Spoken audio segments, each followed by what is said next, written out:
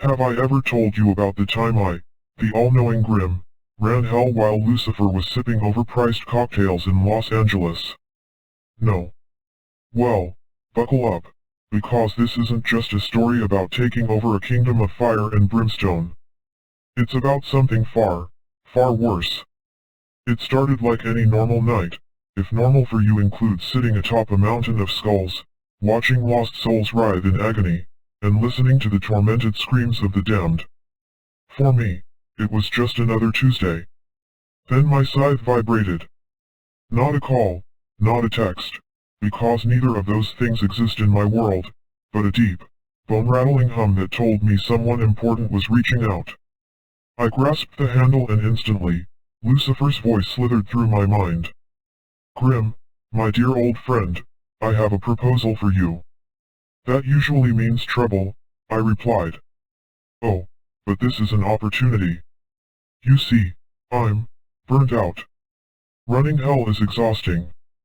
The wailing, the gnashing of teeth, the endless torture, it's all gotten so repetitive. I need a vacation. So you're dumping your responsibilities on me. You're the all-knowing Grim. You can handle it. Just a little babysitting while I indulge in some earthly pleasures. I'll owe you. Now, that gave me pause. A favor from Lucifer? That's the kind of thing you don't turn down. But I also knew better than to trust him. The devil doesn't make deals unless he's getting the better end. Fine, I said. But if things go sideways, it's your mess to clean up. He laughed, a silky, knowing sound that should have sent alarms blaring in my head. Oh, Grim, he purred, I have a feeling this is going to be quite the experience for you. And with that, he was gone. The first thing I learned about running hell? It's not all fire and damnation, it's bureaucracy. Paperwork, contract disputes, demons bickering over soul allocations. Turns out, hell wasn't just a pit of suffering, it was a business, and business was booming. I had barely settled into Lucifer's obsidian throne when a demon named Azrock barged in, huffing like a rabid hellhound. We got a problem, boss. Already. I sighed. Souls are escaping. That made me sit up. Souls don't just escape hell. If one manages to slip out, it means something let them go. I grabbed my scythe and went down to investigate. The deeper I went, the more wrong things felt.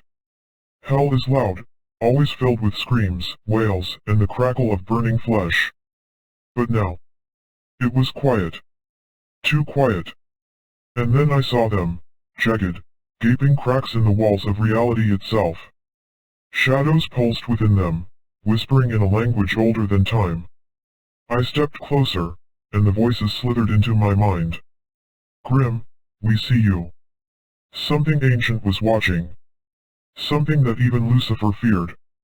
I spent the next 2 days trying to hold hell together. I sealed cracks, rounded up escaping souls, and threatened a few demons with eternal unmaking just to keep them in line. But the whispers never stopped. And then I realized the truth. The souls weren't escaping. They were being taken. Something was feeding on them, pulling them into the cracks, devouring them whole. And whatever it was getting stronger. I needed answers. And there was only one place in hell that might have them, the Vault of the Forgotten. Deep beneath hell, past the river of agony and the endless pit of screams, lies a door no demon dares to open. The Vault of the Forgotten, where things too dangerous, too unnatural, are locked away. I had to break in. The doors were carved with symbols that even I didn't recognize, symbols that pulsed, warning me to turn back. But I was the all-knowing Grim, and I don't scare easy. I pressed my palm against the door. It screamed at my touch, and then, it opened. Inside, there was only darkness. A darkness so deep, so hungry, that it felt alive. And then I heard it. A voice, not a whisper, but a roar. You are not him. And then I understood. Lucifer hadn't gone on vacation. He had fled. Because something older than hell itself was waking up. And I was standing in its prison. By the time I got back to the throne room, hell was breaking apart. The cracks had spread, and the shadows within them had eyes, hundreds of them, watching, waiting. I had two choices. One, fight whatever this thing was and risk losing hell forever. Two, call Lucifer back and demand some goddamn answers. Guess which one I picked? I summoned him. Lucifer materialized in a flash of fire, looking annoyed. He had a drink in one hand, sunglasses on, and smelled faintly of expensive cologne. Grim, he sighed. You're interrupting my martini. You left me in charge of a sinking ship, Lucy. I growled. What the hell did you lock away down here? Lucifer sipped his drink. Something best left forgotten. Well, it's not forgotten anymore. He sighed, tossing his glass aside. Fine. Time to clean up my mess. And then, with a snap of his fingers, everything changed. The cracks vanished. The whispers stopped. The shadows blinked out as if they had never been there at all. Just like that, hell was stable again. I stared at him. You could have done that the whole time. Lucifer smirked. Of course. But where's the fun in that? I was going to kill him. But then he clapped me on the shoulder. Good job, Grim. I knew you could handle it. And with that, he vanished again, probably back to Los Angeles, leaving me alone in hell once more. I sat back in the throne, rubbing my temples. Never again.